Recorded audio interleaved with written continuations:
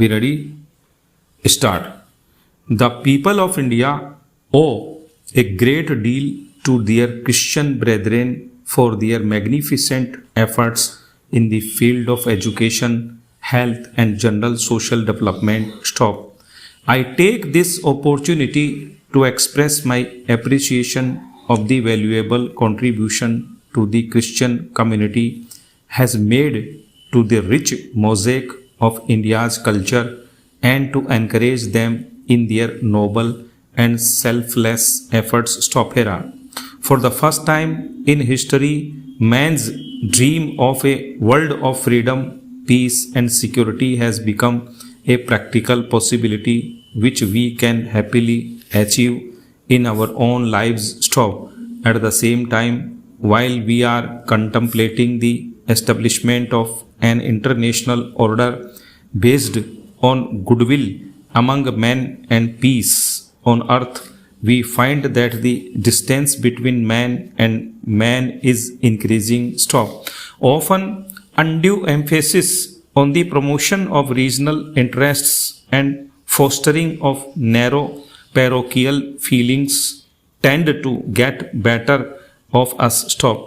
If we want to establish the family of man on firm foundations, we have to remove these narrow walls of prejudices and artificial barriers that stand in the way of realizing our cherished goal. Stop.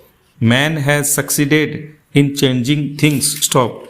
If he succeeds in changing himself, we will have leaders who can wield spiritual, mental, and physical tools by which a new world can be built. Stop. By organizing our inward resources, we can order our relationship with our fellow men and build up a society which is non-violent and non-exploitative in character. Stop.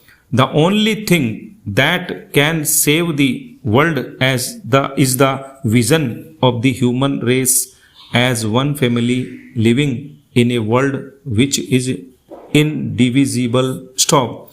I believe humanism is the basis of religion.